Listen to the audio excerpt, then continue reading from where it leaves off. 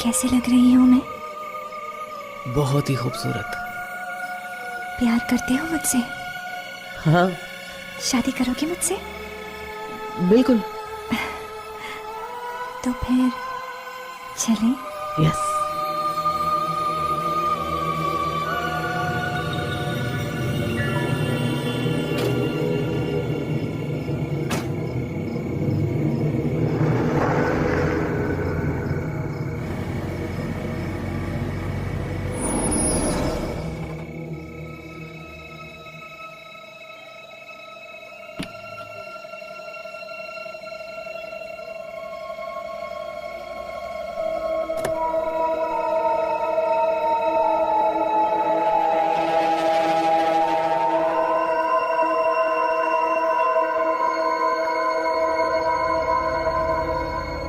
Hello. अरे कौन हो भाई, किससे बातें कर रहे हो यार?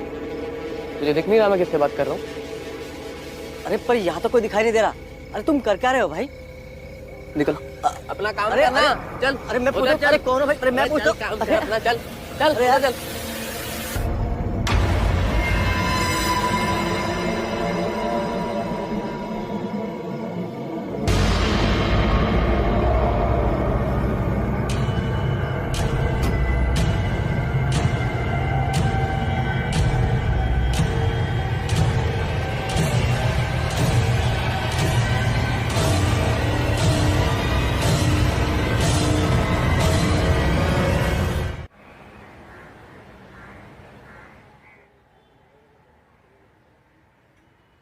अदिति का कुछ पता नहीं चल रहा है। जोशी ने अपने पूरे कॉन्टैक्ट्स लगा दिया लेकिन उसका कोई सुराग ही नहीं मिल रहा।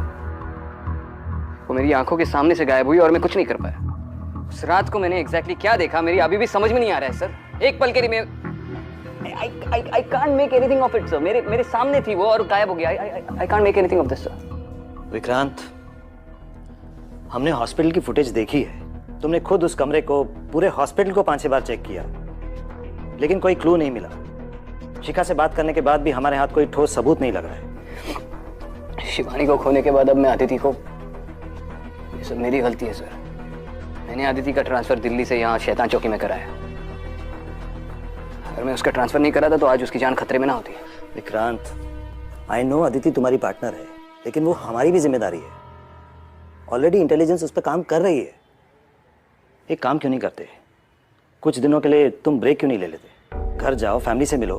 वैसे भी कई दिनों से तुम अपने माँ बाबा से मिलने नहीं गए और अगर तुम अपनी बेस्ट पे नहीं रहोगे तो अदिति को कैसे ढूंढोगे? नहीं, मैं छुट्टी नहीं लूंगा सर। खाली बैठूंगा तो पागल हो जाऊंगा। आप मुझे किसी दूसरे केस पे भेज दीजिए सर।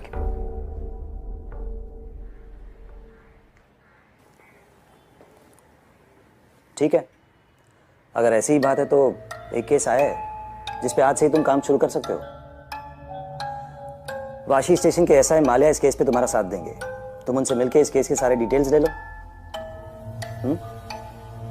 गुड। जी सर, थैंक यू सर।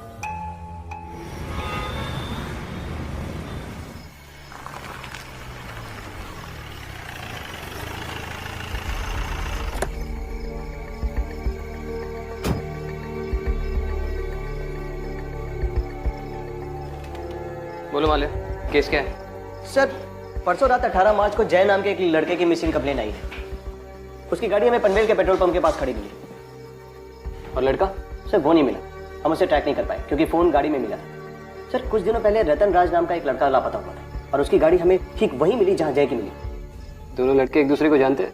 नहीं सर, और अजीब बात यह है सर कि परसों रात रतन घर वापस आया। उसी रात जब जय गायब हो गया? जी सर। तो तुमने रतन से पूछा नहीं वो इतने दिन कहा था? सर पूछा। सर यहीं पर केस थोड़ा और अजीब हो जाता है। सर रतन जब से घर वापस आया है तब से ऐसे बिहेव कर रहा है जैसे जैसे हमेशा कोई उसके साथ है। उसके घर वाले बहुत डरे हुए सर। ये उसके केस की फाइल है।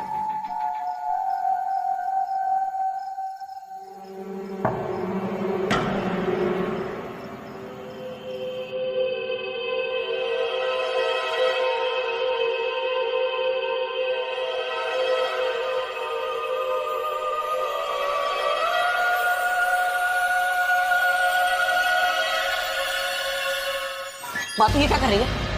तो यहाँ से बाहर निकल। रतन कैसी बातें कर रहा है? हाँ? किस गलती की सजा दे रहा है तू हमको? तुझे किसी की नजर लगी है इसलिए मैं नजर उतार रही हूँ तेरी। तूने फिर उसे रुला दिया ना? जाओ जाओ उससे जाके माफी मांग।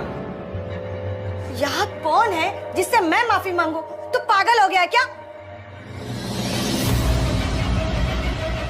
प्लीज प्लीज मुझे छोड़ के मत जाओ प्लीज। भगवान, रतन क्या कर रहा है?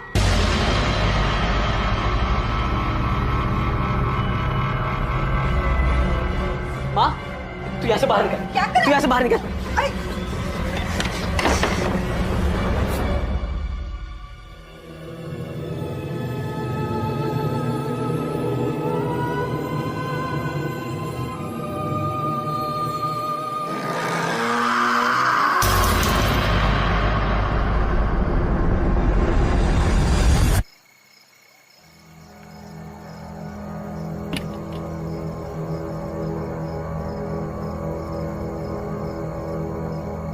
माले तुम्हें कोई बदबू आ रही है?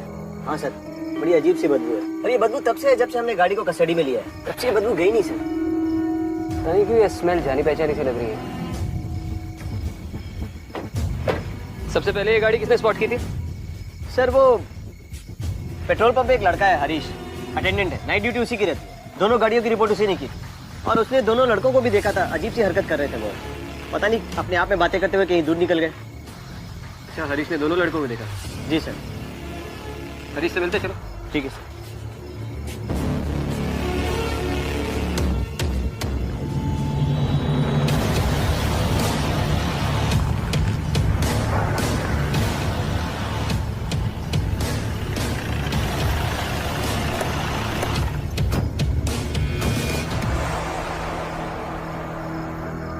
सर यही हरीश है।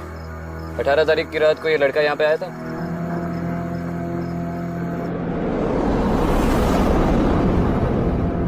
हाँ सर, वैसे तो यहाँ सैकड़ों लोग आते हैं, मगर मैं इस आदमी को कभी नहीं भूल सकता।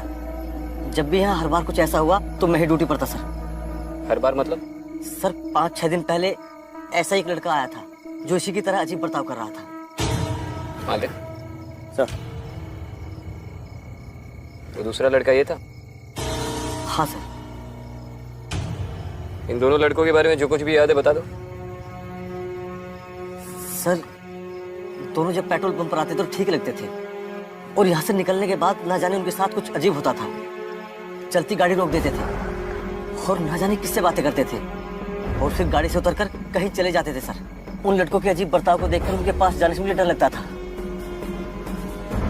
और मेरी माँ कहती थी सर कि कोई चुड़ैल है जो रात में सफेद कपड़े पहनकर और हाथ में बच्चा लेकर रात भर घूमती है और ऐसे लड़कों को अपने वश में कर लेती है। कहीं ये सब कुछ ऐसा हुआ तो सर? मैंने पूछा तुमसे तुम्हारी माँ क्या कहती थी? कुछ लगेगा तो बुलाएंगे। ठीक है सर। मान ले सिर्फ 18 तारीख की नहीं, पूरे हफ्ते की सीसीटीवी फुटेज निकलवा। Okay sir. जाओ मैनेजर से बात करो। ओके।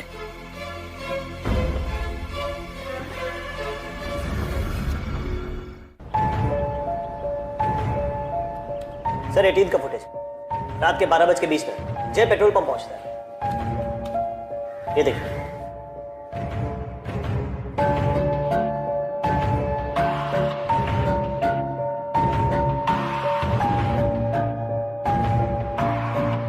ये नशे में लग रहा है। सर मुझे भी वही शक। हमें रतन राज का भी फुटेज मिला है। ये 13 की फुटेज रात के 12:30 बजे। रतन भी खुद से बात करता हुआ गाड़ी वहीं छोड़कर चला जाता है, जैसा कि हरीश ने ना बताया। 13 को रतन गायब हो गया था और 18 को वापस आया और ठीक उसी वक्त जय भी गायब हो गया उसी जगह से, और दोनों का बर्ताव भी सेम है। ये कोइंसिडेंस नहीं है, ये कोई पैटर्न हो सकता है। अच्छा। पिछले 3 महीने का सीसीटीवी फुटेज मंगवा। शायद पहले भी ऐसा कुछ हुआ और किसी को पता न चला, और इमीडिएटली एक टीम असेंबल करके जय को ट्रैक करना शुरू कर दो। सर मैं रतन को मिल के आता हूँ। चल।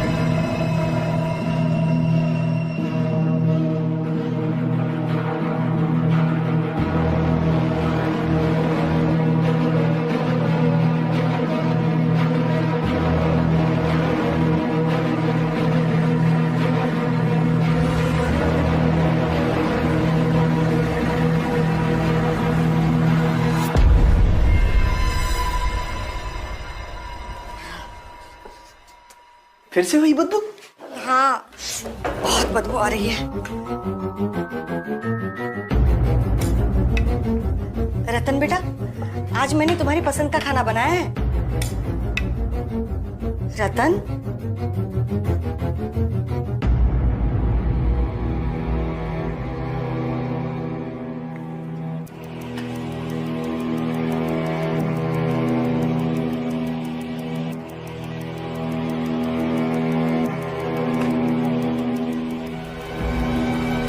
इसकी प्लेट में खाना कौन डालेगा? किसकी प्लेट में बेटा? इसकी प्लेट में। पास करो रतन, पागल तो नहीं हो गए तुम? पागल मैं नहीं, पागल आपकी बीवी हो गई है, जिसको देख के भी अनदेखा कर रही है। अगर इस घर में इसको इज्जत नहीं दी जाएगी ना, तो मुझे भी इस घर से कुछ नहीं चाहिए। चलो। अरे रतन,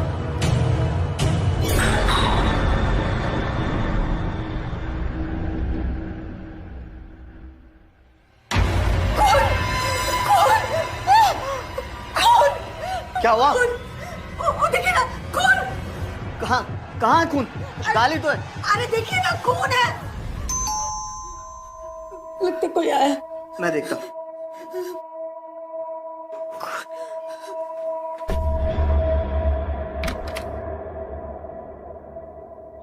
विक्रांत सिंघल। हाँ जी, आइए।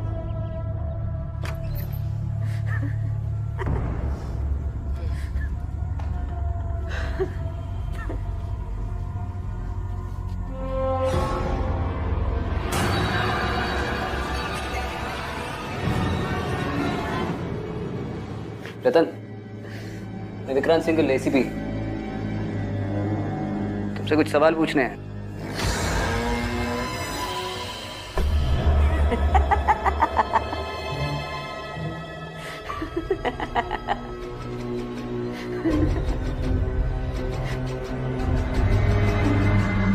सर, जब से रतन घर वापस आया है, तब से ये अजीब सी स्मेल आ रही है।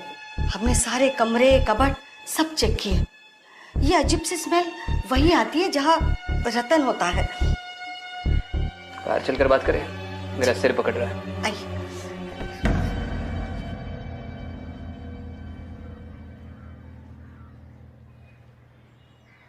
आपके बेटे को शराब या ड्रग्स की लत थी? नहीं सर, कभी नहीं। वो ऐसी चीजों से तो हमेशा मीलों दूर रहा है।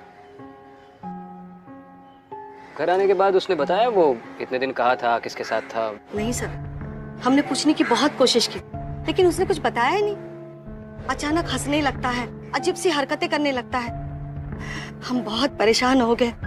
हमारे बेटे को क्या हुआ है? फिर से वही बदबू। कोई मामूली बदबू नहीं है। कुछ महीने पहले हमें डॉकयार्ड एरिया में एक छोटे बच्चे की लाश मिली थी। लाश पूरी तरह से सड़ी हुई थी। ये उसी तरीके की बदबू है।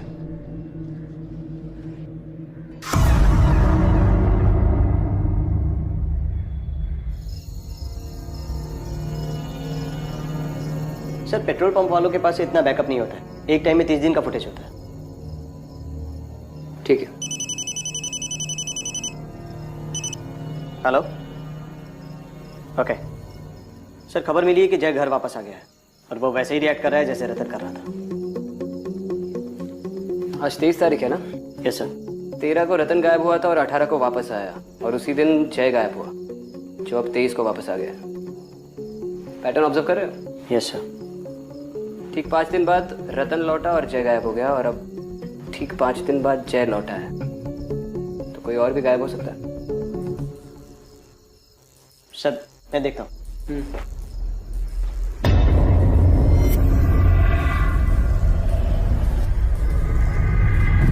अदिति,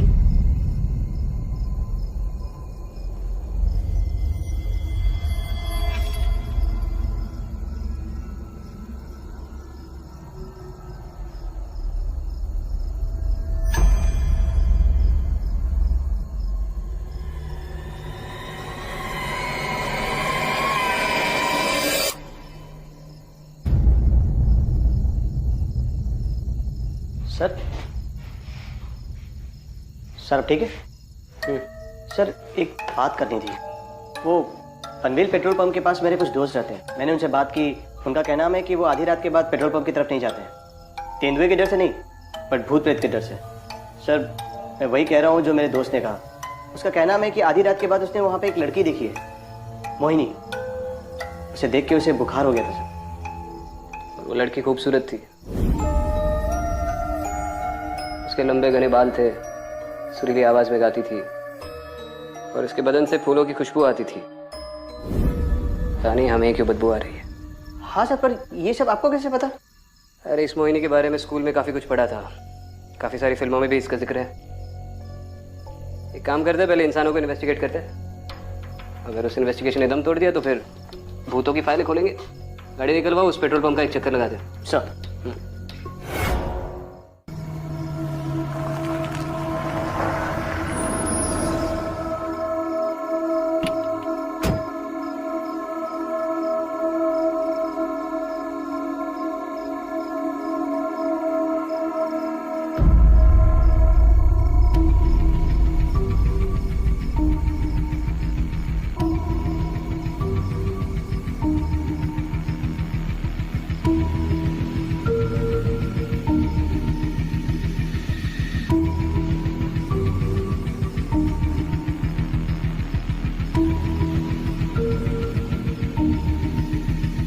सूरज श्रॉफ,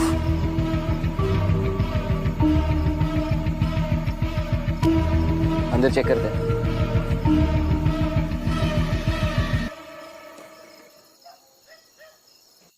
नहीं नहीं, माँ मान जाएंगी, उन्हें बस थोड़ा टाइम लगेगा।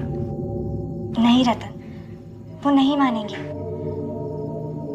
लेकिन रतन, तुम मुझसे प्यार करते हो ना?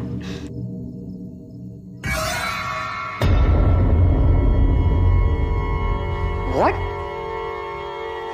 मैं ये नहीं कर सकता। तुम ये नहीं कर सकते।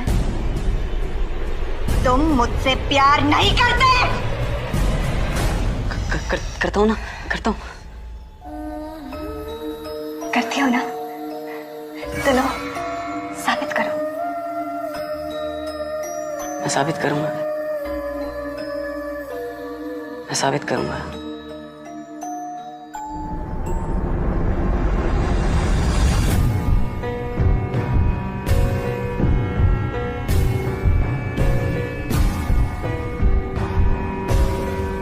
सीमा, I love you, Seema. I love you। सूरज,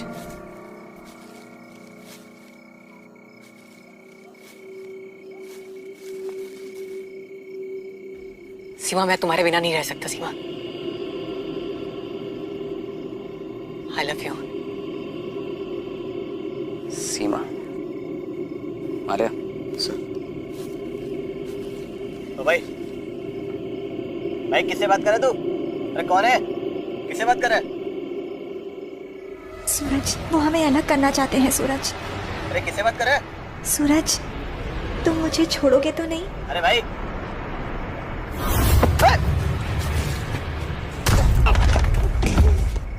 उठा के लेके जाओ इसे। बड़ा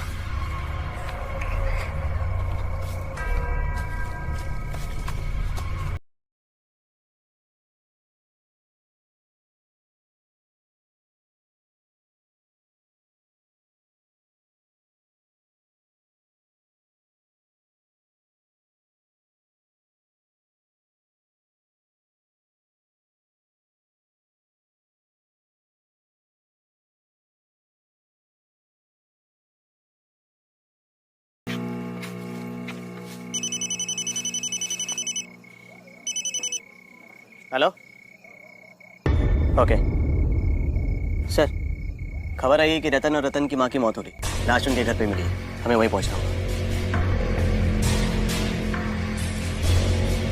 चलो।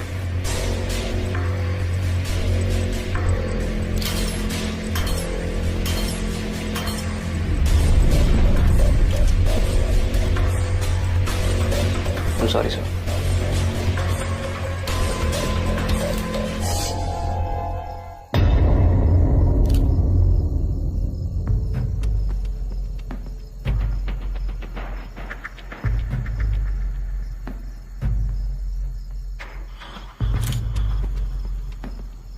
तक ये जिंदा था इसके आसपास सड़ी हुई लाश की बदबू आती थी, और आज इसकी लाश सामने पड़ी है लेकिन बदबू गायब है।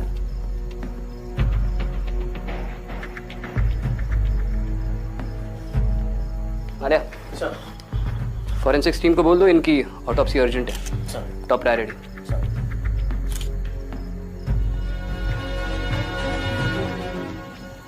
अब बचता है सिर्फ जय। अगर ये कोई पैटर्न है तो जय की फैमिली को इमीडिएटली वार्न करना पड़ेगा। सर।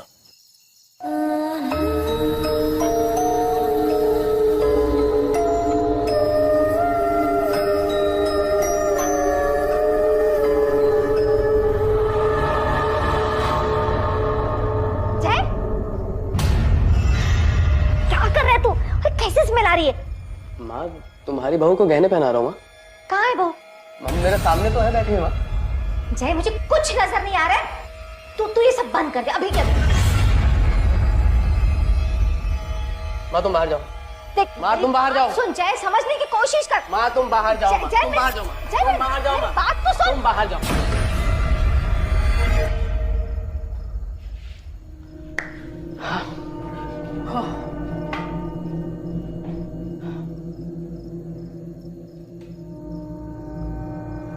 कितनी खूबसूरत हो तुम। मन तो कह रहा तुमसे अभी शादी कर लूं मैं। ये तो मैं भी चाहती हूँ जय, लेकिन तुम्हारी माँ वो कभी नहीं मानेगी। मानेंगी ना, माँ मान जाएंगी। और जय, अगर तुम्हें मेरे और तुम्हारी माँ के बीच चुनना पड़े तो तुम किसे चुनोगे?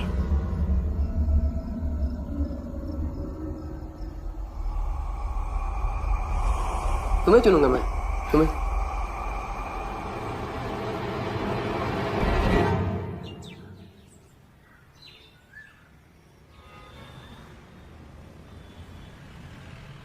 सर, जिस दिन रतन लौटा उसी दिन जय गायब हो गया, और फिर ठीक 5 दिन बाद जब जय लौटा तभी सूरज उस जंगल में घुस गया, और उसी दिन रतन ने अपनी माँ को कत्ल करके खुद को भी मार दिया।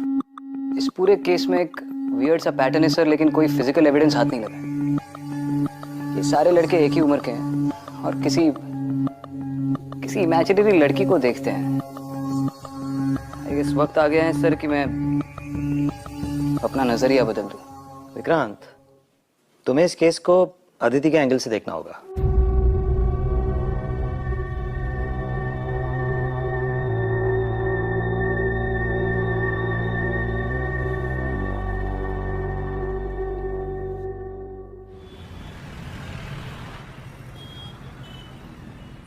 मिसेस रोड़े, जय ने आपको बताया वो किससे बात करते रहता है? कुछ नहीं बताया, मैंने कई बार पूछा, कुछ भी नहीं बताता है। अजीब सी हरकतें करता रहता है। कल तो उसने हद कर दी, मेरी सारी ज्वेलरी लेकर अपने कमरे में चला गया और पता नहीं किससे बातें कर रहा था, किस लड़की को वो सारी ज्वेलरी देने की कोशिश कर रहा था। मुझे तो बहुत डर लग रहा था, पता नहीं उसके साथ ये सब क्या हो रहा है। लड़की को दे रहा था? जी। उसने कोई नाम लिया? नाम? हाँ, कोई नाम तो ले रहा था। सीमा नाम ले रहा था वो।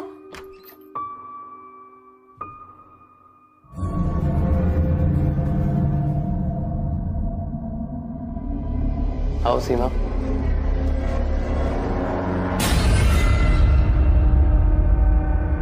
कम।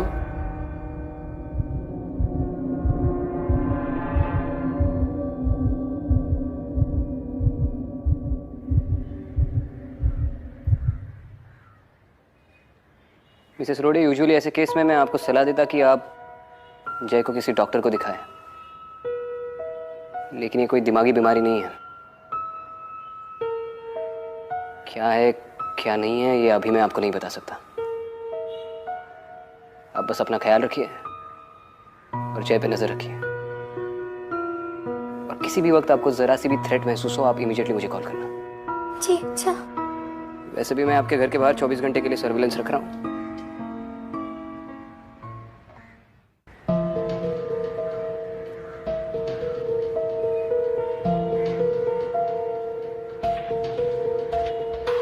तीनों लड़के हैं, तीनों की उम्र तकरीबन 25 और 28 के बीच। और तीनों को माने से? तीनों अपनी गाड़ी उस पेट्रोल पंप के पास छोड़कर 5 दिन के लिए उसी जगह पे छुपे हुए थे।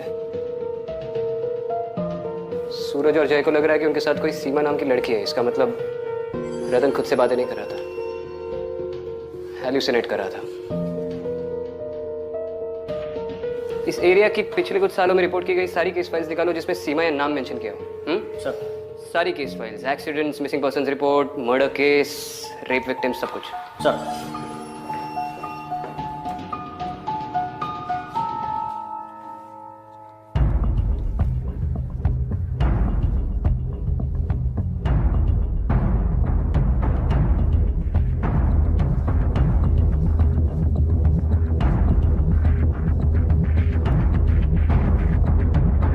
सर, सीमा सिंह की फाइल मिली। पिछले साल उसकी लाश पनवेल के पेट्रोल पंप के पास वाले जंगल में मिली थी, जहां से हमें सूरज मिला था। बॉडी आइडेंटिफाई किसने की थी? विनय लोखंडे, लड़की का दोस्त था। उसकी कोई फैमिली नहीं थी सर, अनाथ लड़की है। लाश 5 दिन तक जंगल में सड़ती रही। विनय को क्वेश्चनिंग के लिए बुलाओ। सर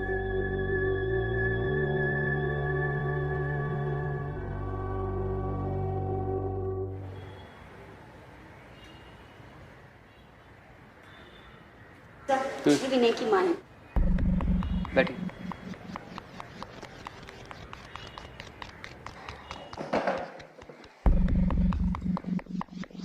आप लोग मेरे बेटे विनय को क्यों ढूंढ रहे हो? मैं विक्रांत सिंघल, एसीपी। विनय से उसकी दोस्त सीमा के बारे में बात करनी थी।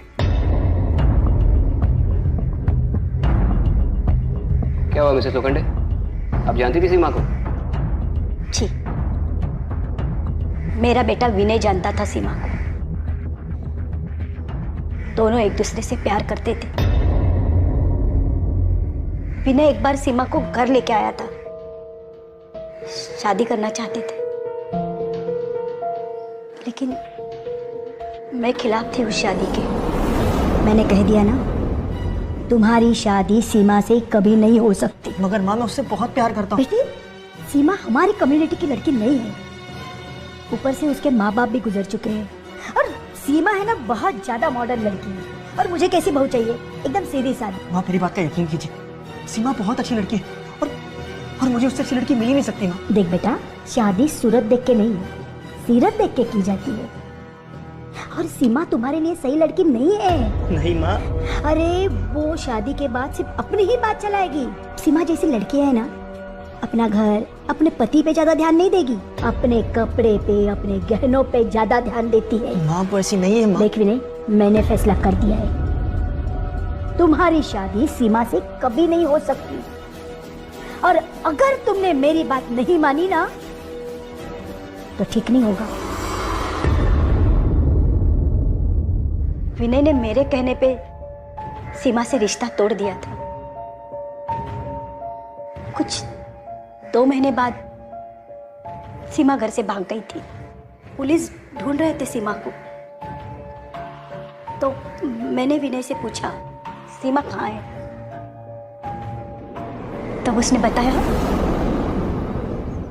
सीमा अब इस दुनिया में नहीं रही। दोनों खुदकुशी करने गए थे।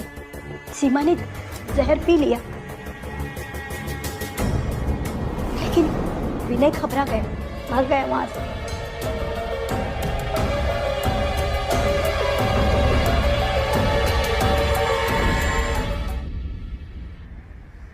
आप लोग पुलिस के पास क्यों नहीं आए? विनय पुलिस के पास जाना चाहता था, सारी बातें बताना चाहता था। मैंने मना कर दिया उसे। डर गई थी सर, उसे जेल हो जाती, लेकिन सजा उसे मिल गई। सीमा के मौत के 1 महीने बाद ही विनय ने आत्महत्या कर ली।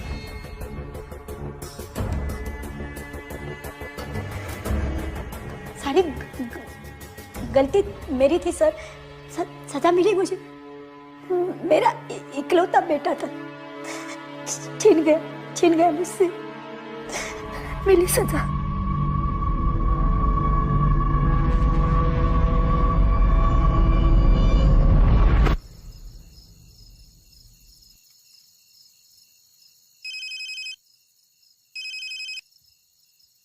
हेलो। मिस रोडे, विक्रांत सिंगल बोल रहा हूँ। हाँ जी बोलिए सर। देखिए, मैं जो बोल रहा हूँ वो ठीक से सुनिए। जय अगर सीमा के बारे में कुछ भी कहे तो उसके हाँ में हाँ मिलाना। कहना आप उसकी और सीमा की शादी के लिए तैयार है, आपको कोई हर्ज नहीं है। लेकिन सर ये सीमा है कौन?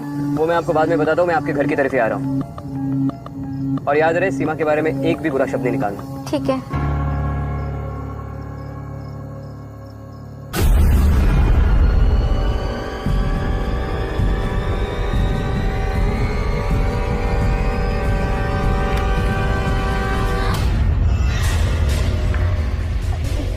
जय बेटा देखो देखो, तुम जो कहोगे ना मैं वही करूंगी। तुम सीमा से शादी करना चाहते हो ना, तो हो जाएगी तुम्हारी शादी। मैं करा दूंगी बेटा, मैं खुद करा दूंगी तुम्हारी शादी। हाँ? देखा, माँ शादी के लिए मान गई।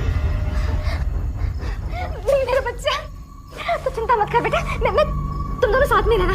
मैं करा दूंगी तुम्हारी शादी।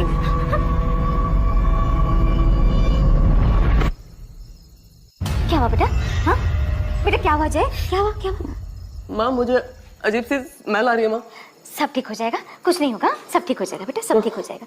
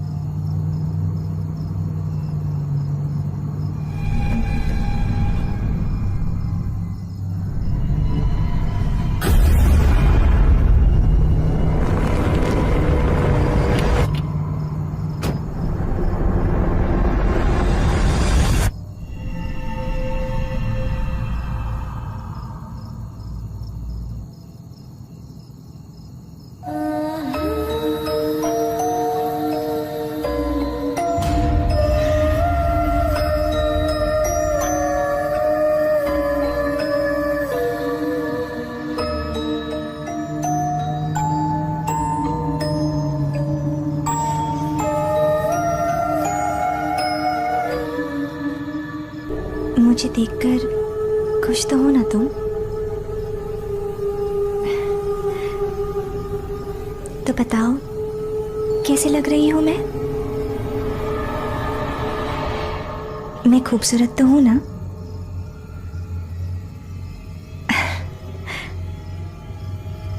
मेरे साथ चलोगे?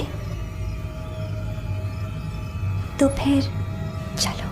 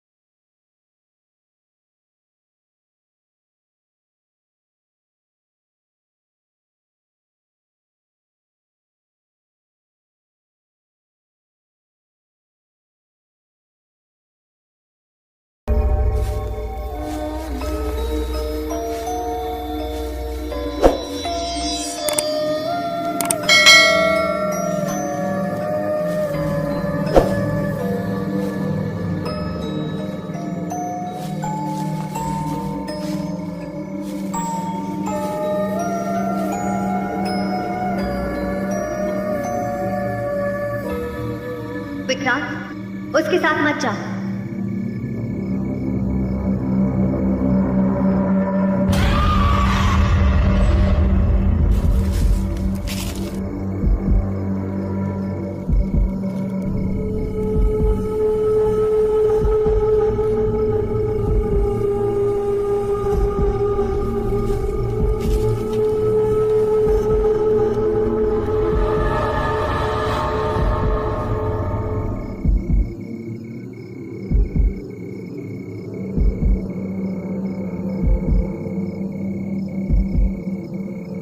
तुम्हारी जान खतरे में, विक्रांत, रुक जा।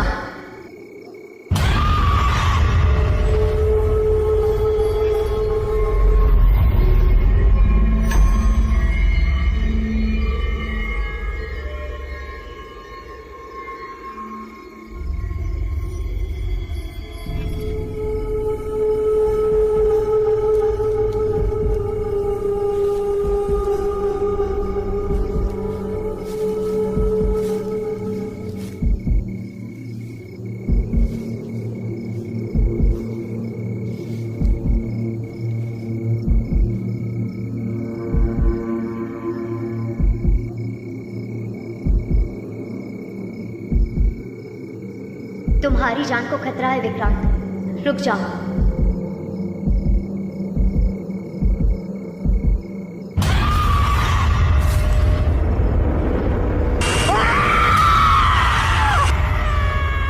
क्या मैं अब तेरे लायक नहीं हूँ?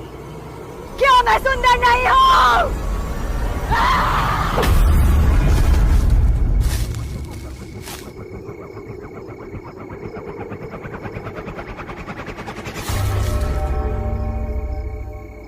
सीमा,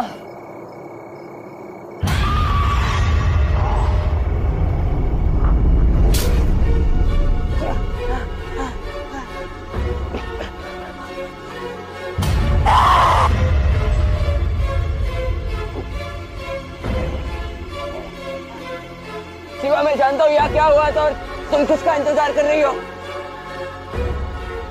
तुम विनय की राह देख रही हो ताकि वो आए और तुम अपना बदला ले लो। विनय नहीं आएगा सीमा, विनय नहीं आएगा। वो इस दुनिया में नहीं रहा। एक दोस्त को खोने का दुख क्या होता है ये मैं समझ सकता हूँ सीमा, लेकिन तुम अपने प्यार को गलत दुनिया में ढूंढ रही हो। अगर उसका यहाँ पे इंतजार करोगी तो बहुत से निर्दोष लोग मारे जाएंगे। उसे ढूंढना है तो अपनी दुनिया में ढूंढो।